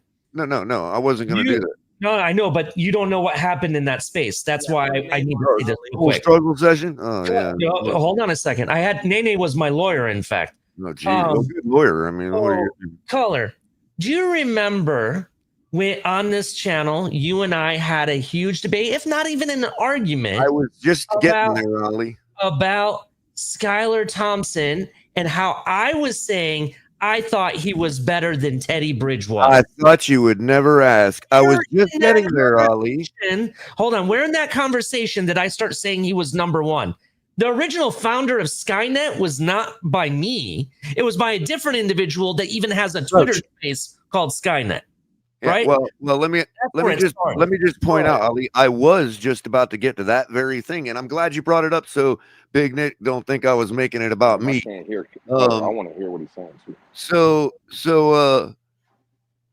that particular debate we had went on for a week, and your partner in crime sitting right to your right up there at the top of the screen. That guy in the purple jacket. See, notice how he's been keeping quiet while you brought that up. I don't remember none of this. I don't know what you're talking about. Yeah. I don't know what the fuck Color's talking about. Hey, Color, real quick, let's get to this super chat, Color. Craig Sebring says, I remember when I wanted Baker Mayfield from Cleveland and people told me that I don't know shit about football. I'm sorry, Greg. I'm sorry that we were wrong. I said bring his ass here, dog. I was wrong too. Hey, I'm getting out of here. I can't hear Color or Cap. Y'all boys be good. All right, man. So, I debated both of you for a week straight when Tua was injured as to who was the better option to go with between Teddy Bridgewater and Skylar Thompson. Yeah, and I remember fighting for Skylar. Both of you did. Well, the reason I'm glad you brought that up, Ali, now this is a little bit of a sidebar, okay? but it has to do with the same debate and the same thing that you're talking about the memory level, the memory span of the fans and the audience, right? All right. Okay, because remember, we spent a week in that debate, and I did all I could. I advocated the best I could. Maybe I needed Nene that week. I don't know. But I tried as much as I could to advocate for Teddy Bridgewater. You did. You fought me. You did. Yeah. Right. Like a lawyer one. It's like a lawyer one. Yeah. Right. And you all tried your hardest. And man, you even took a lot of heat because people started calling you all Skynet. I know. Right? They're still saying I fucking thought Skyler. Do you remember the now, hold on, Ali. Go ahead. 1 week later, I had several people in chat calling me a racist because I wanted Skyler, the great white hope. Thank you. That's what I was right about to bring up. They were saying that was our big white hope, bro. For them to forget that I advocated for Teddy Bridgewater for a whole week straight. I Now, remember that. I'm not trying to say that means anything about whether I could be racist or not. It has nothing to. Absence of evidence is not evidence of absence. What I'm saying is, hearing what they don't hear. Call me a racist after I just took by using the evidence that I was advocating for Skyler when I was in fact advocating for his competitor Teddy Bridgewater. All right, let's get this show back on track, okay? Because we got into it. Color is still fighting to the death for Jalen Phillips or whatever. No, he's lost his hurricane status with me. Dude. All right, tropical depression, Jalen Phillips. Yeah, tropical depression. That's what he is. And then Lou catching up. Like, and no offense, Lou the homie. I love Lou. We're good friends. I would call him a great friend. And I'm glad to see he's seeing what we're talking about a little bit. I mean, Lou and Tony and them doing their blitz pickup thing, the subliminals, the people, the Alpha Arteagas, these guys, they see Lou and their guys just like us as threats. And, I'm ready. Whenever them boys are ready, we can take care of business. They ain't the only ones who can play at this game, you fucks. But I had a whole setup that now we've got 45 minutes to do. So we're going to have to go through this, I would say, I don't want to say extremely quickly, but yeah, extremely quickly. So to get on to it, guys, make sure you guys are hitting the like button, subscribing if you are new, join the membership, tell a friend about the program, and let's start it off. We've got the Miami Dolphins Disfunction Junction. Who gets spun out first? Weaver, Grier, Tua, McDaniel. The hot seat, hot potato. So let's get into it, guys. Let's start bit by bit. Weaver, how much of the blame of this year's season, right? Let's call it for what it is. We know what Weaver had last year. We're seeing the games, the wins, the losses. We've saw back-to-back weeks where the Dolphins lose while the offense had a final drive and put up points to win. And, the defense let up a score and the Dolphins lose the game. Well, that's really not true because the Dolphins offense both got possessions after that score, but you get my drift, right? A fourth quarter slip of everything. Is Weaver on the hook? Is his head ready to roll, boys? Ali? I don't think so. I don't think he's the problem on the defense, to be honest. Because as I was watching the game, I started paying attention to that defensive line. And it's not so much the scheme. It's the players. And last time I checked, he's not the one picking the players or the talent that comes in. He's just telling them what he needs. I need a defensive tackle, this that can fit this scheme. And I was looking at what they're doing. You got, and I don't want to bring up the debate between you and Color up again. Well, it was going to happen anyway because I already know where you're going with this. Go ahead, bro. But Go ahead. You have certain players on the team that are not performing at the high level that we think they can. Bradley Chubb is also to blame here. Bradley Chubb, I watched him get sled for almost 15 yards. I'm exaggerating just a little bit exaggerating there, but it actually happened against a backup, if anything. Seiler and Kenny G, who've been known to get pressure up the middle, can't get pressure or any type of organic pressure if it life depended on it. You look at the linebackers. If your name isn't Brooks, you ain't getting the tackles because he's getting all of them because nobody else can tackle. You watched an All-American safety who's been to the Pro Bowl 2 or 3 times try to shoulder tackle somebody, and it still wasn't good enough, right? And the corners are just trash. So does that fall on Weaver? Weaver? In my opinion. Well, let me ask you this before you answer that question, Cap. Hold on, Color, let him land because I want your take on it next. Color, go ahead. We got to buzz through these. You can't do a lot of back and forth. Does it fall on him? In my opinion, no, it does not fall on him because he's not the one picking the players. It's his ability. It's him that calls the scheme. And right now, that scheme, I could see why it should work. I can see why it should work. I just don't think we have the physical players we need for this team. Go ahead. Well, okay, Ali, let me respond to that. So, again, what you're essentially saying is schematically, play calling, he's doing his job. The players aren't executing. But I would rebut to that just to play devil's advocate. Not saying I agree or disagree. I'll hold my opinions till the end. No worries. I am saying, it is his unit. We do know Mike McDaniel is the head coach, but we know the offense is his baby. It takes his full attention. And kind of one of the things that a lot of DCs say about, this type of situation, they know they're going to have full autonomy. They know Mike McDaniel's not going to meddle in. So everything on that, top to front to back and forth, is got his fingerprints on it. And he's got fucking first-round draft picks and assets up and down on that D-line. Yeah, we can say that they're not executing, but that's your baby. That's out there. Can I just rebuttal real quick? Sure, that please. may be his baby, but ultimately, regardless of that being his baby, for the coaching staff, who's the quarterback of the coaching staff? What do you mean, the quarterback of the coaching staff? I would say it would be McDaniel. He's the head coach. Thank you. That's all I need. Yeah. Okay, we can roll it uphill, but McDaniel's not on trial here. It's about Weaver being on trial, and Weaver, I get you. His unit is failing.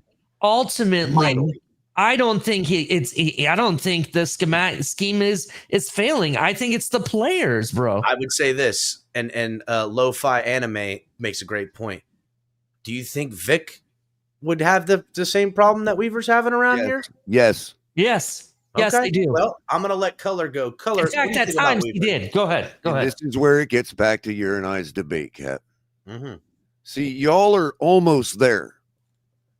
But you have to hearken back to something I've been saying all along since the season started. Mm-hmm. Mainly the first couple times I heard people getting impatient with the fact that we see Jalen Phillips in coverage so much. So I'll ask you, last Sunday, would you have rather had Jalen Phillips getting out of the grasp of Justin Herbert? Or would you rather had Jalen Phillips backing up the corner that was on his ass when Ladd McConkey caught the 10-yard pass at the 45-yard line? I think Weaver called the right play call on that one. Okay, maybe. What I'm saying is, what would I rather have? The whole problem we've seen all season of what Weaver's been doing is because what Weaver's been doing is working with the players he has in the skill level he knows them to be. He spent all camp with them. Yes. He knew that none of them could tackle like Kader Kohou. There's nothing he can do about it. Maybe. Except change what he does at game time to compensate for the loss of Kader Kohou. Well, I would also say, too, he's also in real time making up for losing Dotson as well, too. Well, yeah, and I didn't even realize that was happening till game time Sunday morning, But Ali, you said you watched the defense, you looked at some of it closely. Mm-hmm. How much of the problems we've seen on defense, even in this game, could have been cured by the fact that Cater Kohu's not there.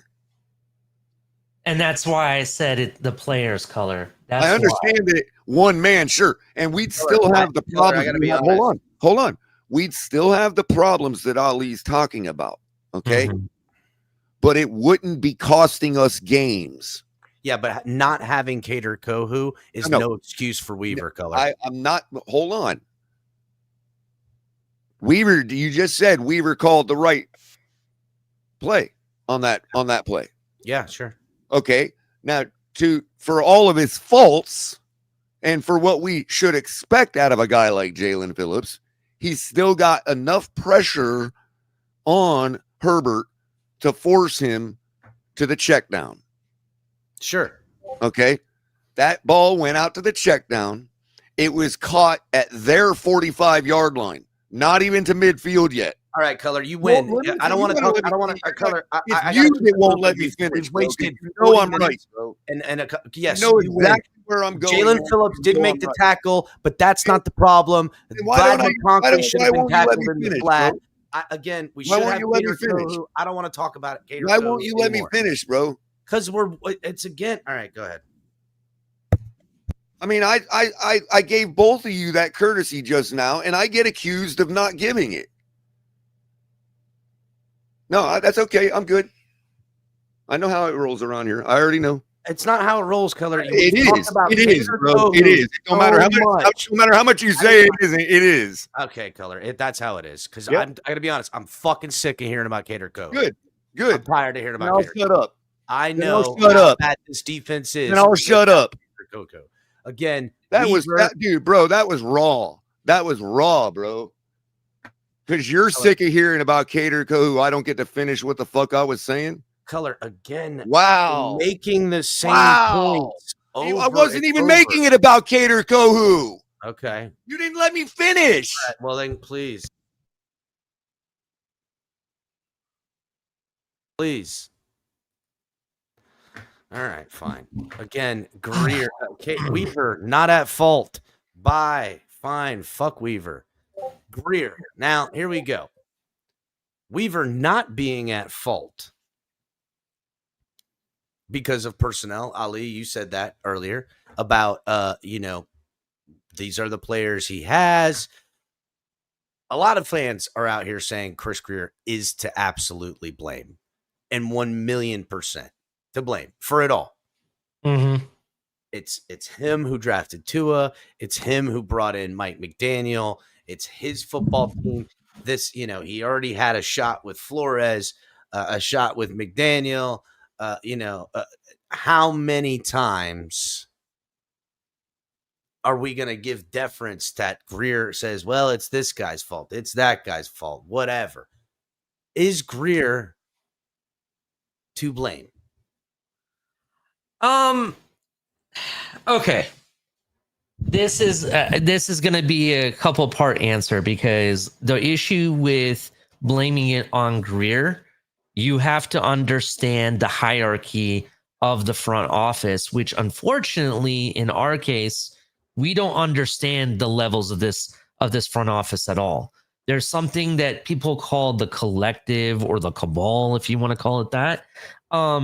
And we don't really know who's really calling the shots, or is it really a collective guys that are really, talking it through and debating it and coming to an agreement together. We don't know that for a fact. What I do know is that Chris Grier for many years have been in talent evaluation, and that's basically where he grew up in. Him and his dad rose the ranks, both for New England and even here with Chris Grier. That's what we do know.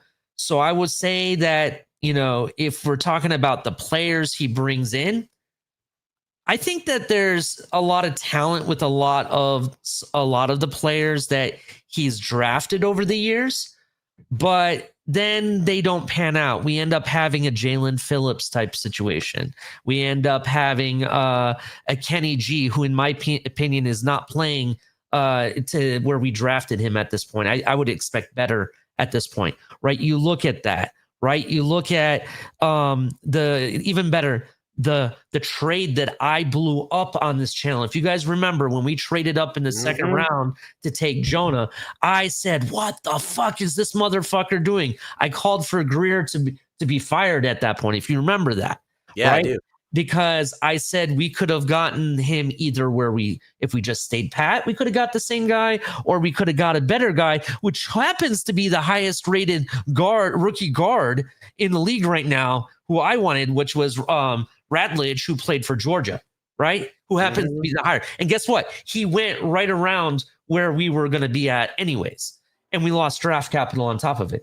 So you look at moves like that and you're like, it's not really great, right? But then you look at moves that he makes when he trades for stuff. He always wins trades, technically, right? We had Tyreek Hill here. That was a big trade. We gave up a lot, but Tyreek kind of delivered the first 2 years. You look at the Laramie Tunzel trades, all those trades we did when we were sellers.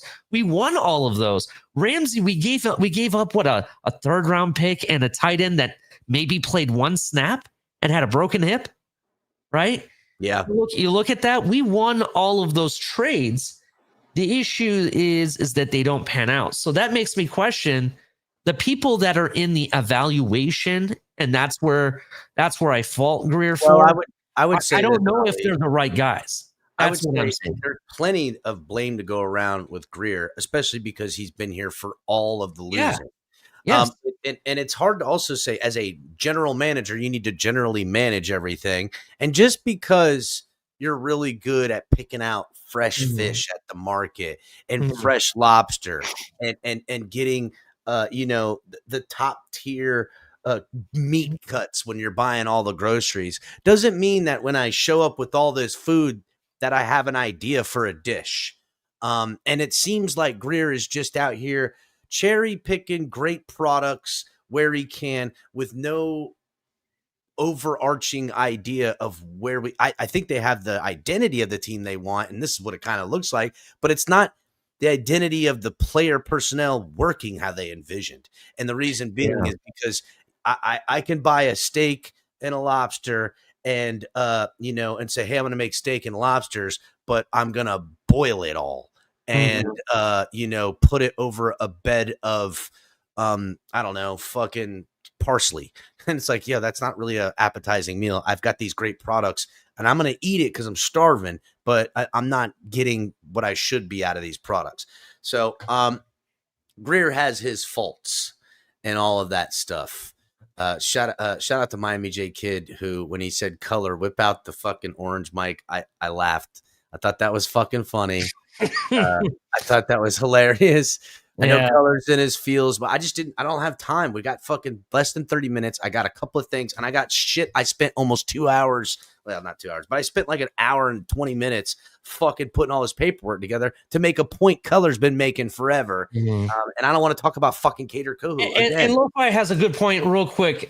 Grier spends all of his resources on UDFAs. You're right. He somehow hits all his on goodwill UDFAs. on UDFAs. That's the truth. He somehow hits on it. I don't know. There's a later round. I don't know. Yeah. All right. So is Tua to blame? Up and down. I mean, look, I think he's the tip of the spear when we're talking about the problems that the team's having.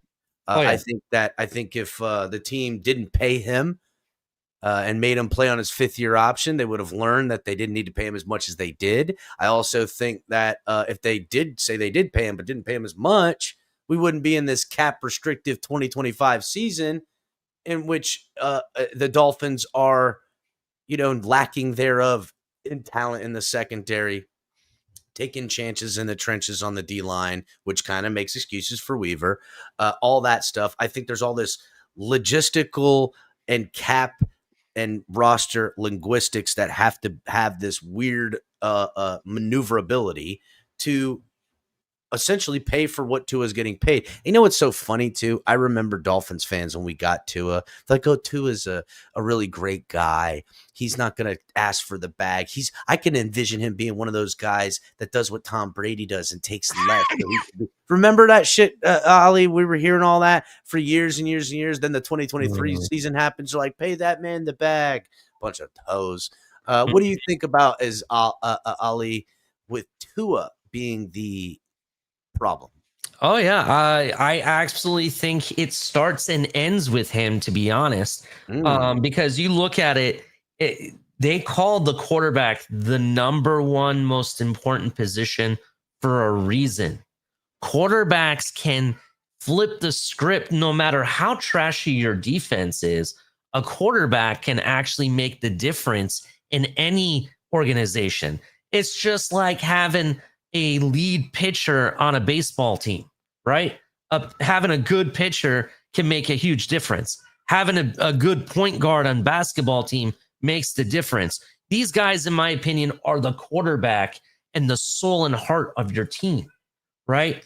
And you look at, and I'll use this NFL team as a prime example.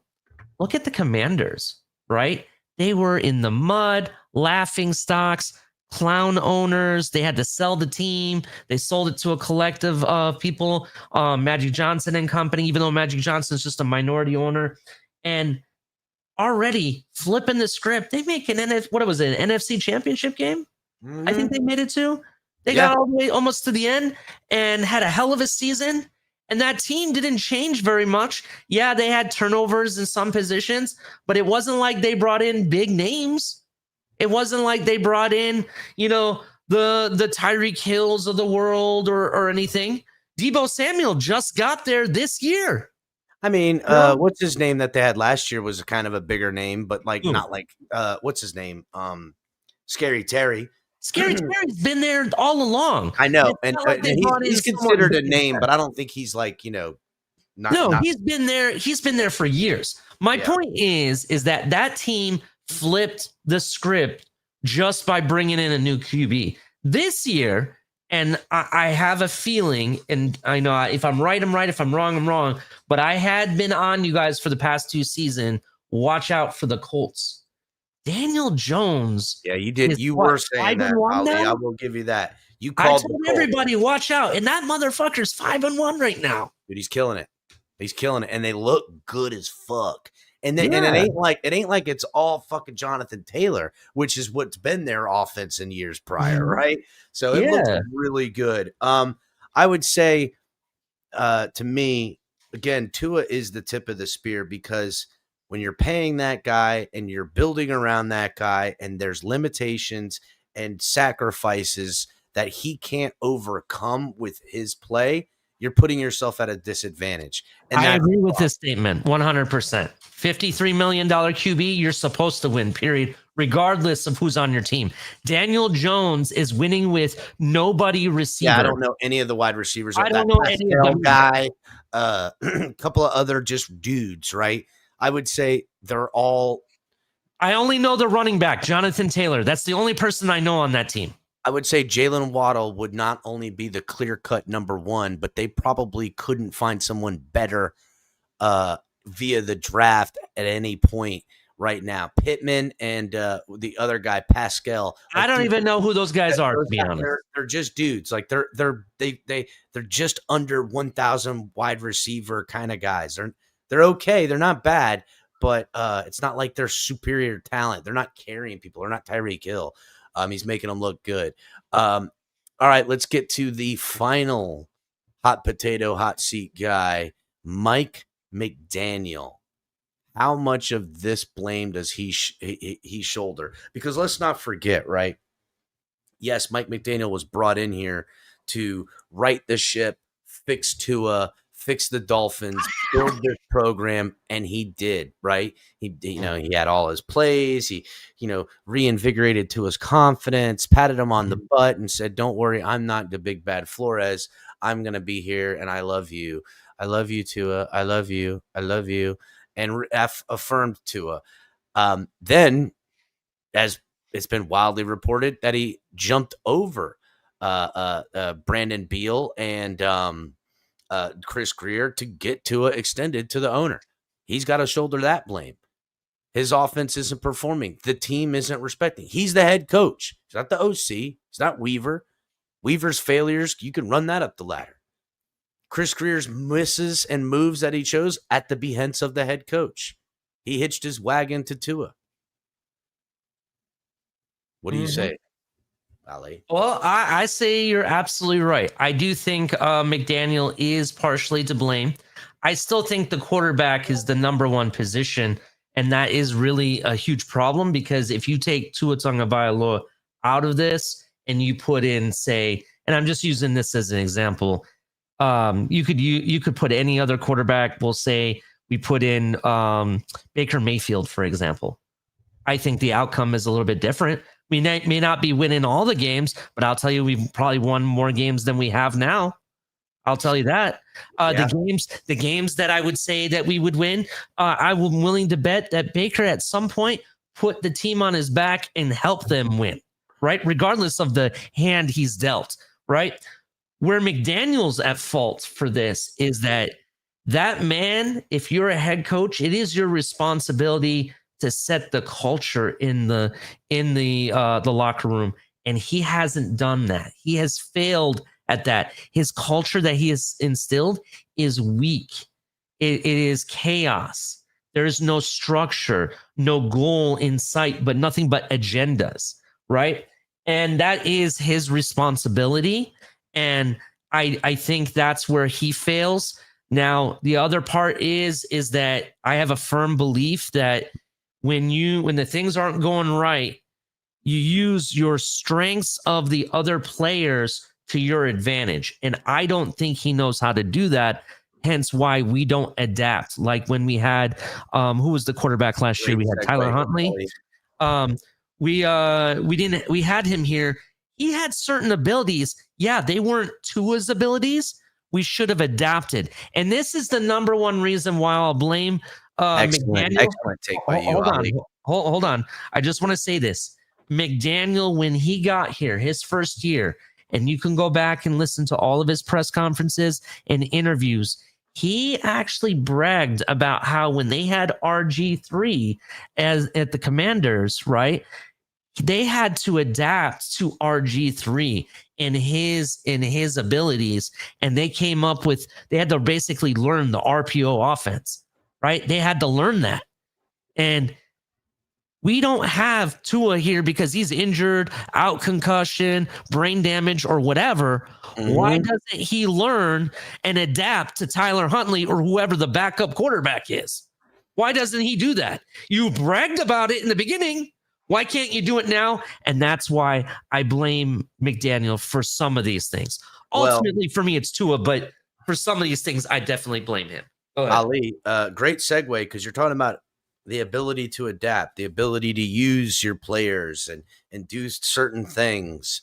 And, I'm glad I got a little over 20 minutes to explain all this because there's a lot I got to get into here.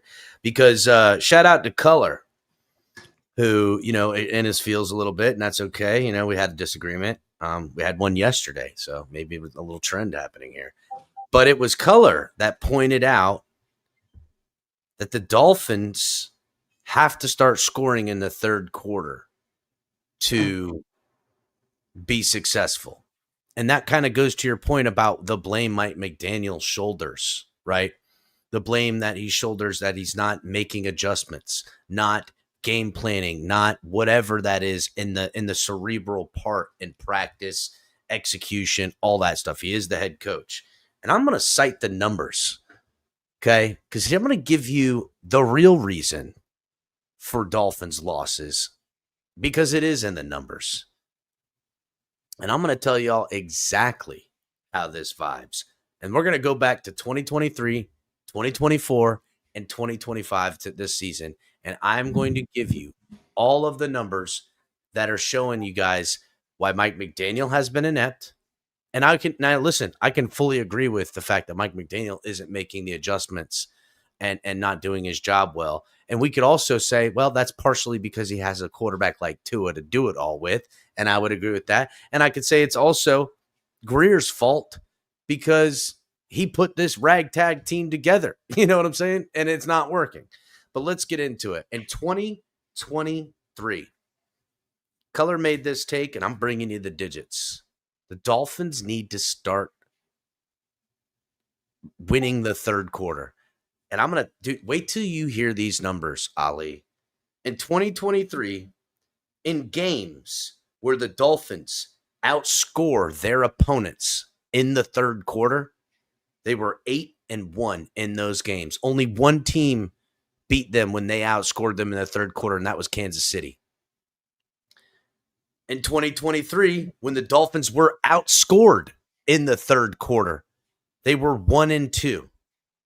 When the Dolphins were tied in the third quarter, now this means 0-0 or points in the third quarter, they're 2-2.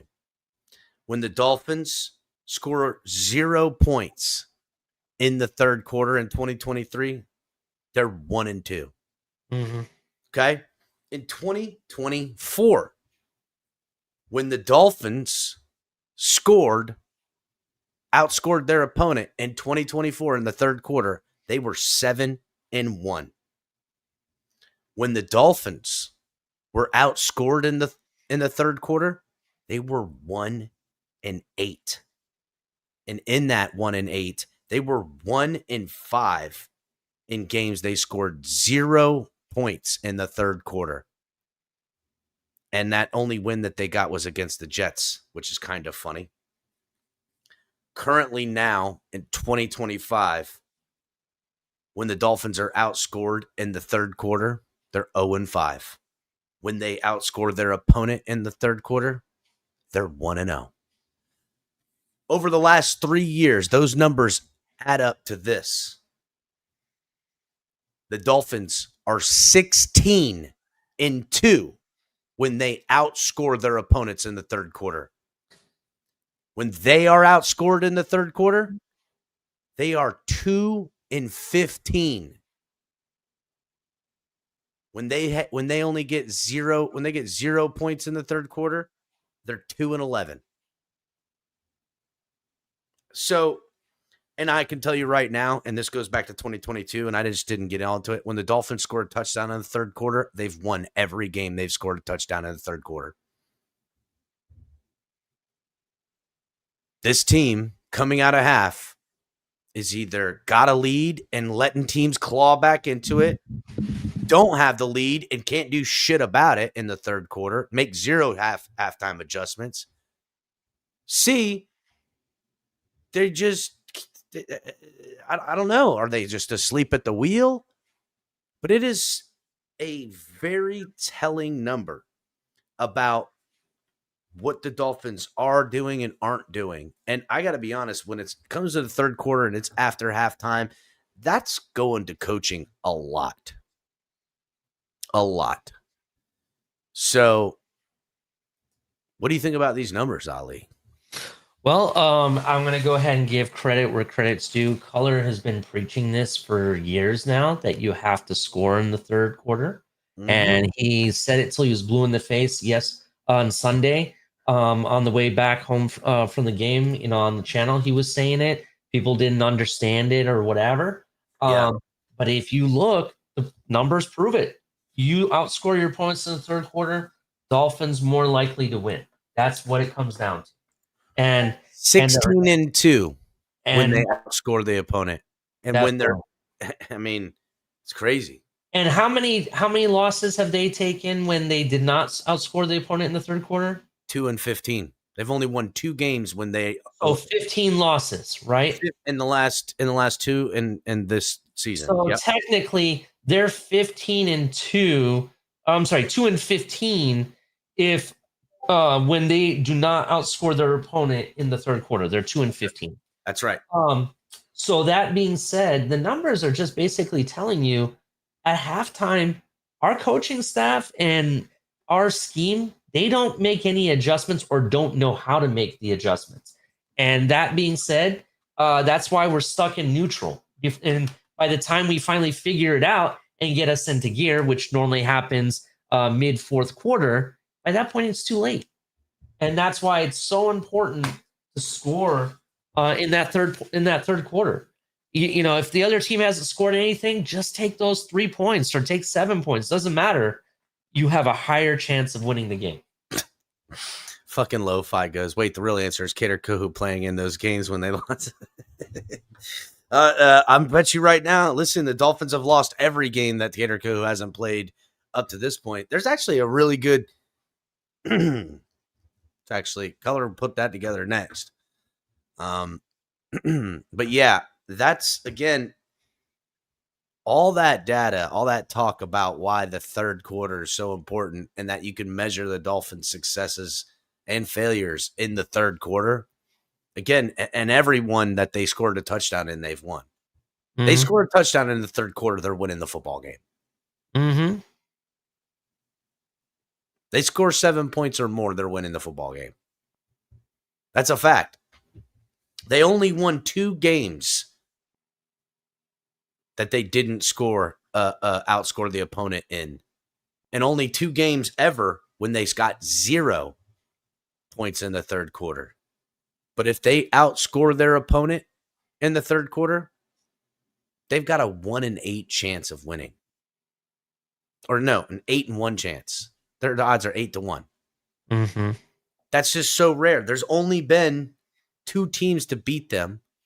One was the Jets at the end of the year in 2023, I think it was, when we lost to the Jets at the last game of the season. And then the other one was against the Chiefs the year they won the Super Bowl. So think about that. A divisional opponent at the end of the year on a season that shit the bed. And then the eventual 2023 Super Bowl champs. That's the only time that the mold was broken where they scored more points than the opponent and didn't win. So I would say you have a 98% chance of winning the game if you score a touchdown as the Miami Dolphins in the third quarter. Real quick, CCR says, what adjustments can be made with a QB who can only throw screens? Well, first of all, last time I checked, we have 2 other QBs on this team. You can adjust players and personnel. I like that. You could also maybe, instead of throwing screens, turn that quarterback 45 degrees north and south and have him throw up the field 5-10 yards instead of throwing screens every time. Right? There's a lot of different things you could do. I do believe Tua can throw the ball 5-10 yards, maybe even a 15-yarder from time to time up the field. We just don't do it. And if you really think about it, the whole sole reason is they're trying to get the ball out of Tua's hands as quickly as possible, because the longer he holds onto that ball, the faster the play falls apart. And that's basically what it comes down to. That's why I tell you, the problems on this team, even the defense starts and finishes with Tua Tagovailoa. And why do you think I'm blaming the defense? Because if you think about it, if you had an inept quarterback that could throw the ball north and south regularly, maybe make a couple of 15-yard throws here and there, or even a 20-yarder, we wouldn't be stuck in leaving the defense in these inopportune times in the field position game, right? How many times do we have to leave our defense sitting there in bad field position, right? There's that. There's a lot of things. Listen, the game with the QB is not just played on the field. It's played throughout the team. It creates a movement. It creates a culture. That's why your quarterback is so important. 100%. Well, I appreciate everybody coming through. Make sure you guys are hitting the like button, subscribing if you are new, and join the membership. Help the channel grow. Help become a member of the Tailgate Army. Throw up the emoticons in chat. Let them know. Real quick. And I mentioned this yesterday. We didn't get to talk about it, and it looks like we don't get to talk about it today, but I just want to get it out there. How damning is it when a QB who's pointing fingers gets a former player point right back at him with receipts? That's how bad it is. So what Ali is referring to, everybody, is that Tua yesterday, or when we talked about it on his post-game interview, him calling out people being late to meetings, ex-Miami Dolphins wide receiver gets there and says, this motherfucker was late to every meeting. That he was there for, yeah. That he was there for. I wasn't there long, but Tua was late to all of them. And he knew. So. Damn. Interesting. That's very damning. Yes, it is. Hit the like button. Hit the like button, everybody. Yep, we'll see you guys later, and make sure you guys, hit the notification bell so you know we're going live. We'll see y'all next time.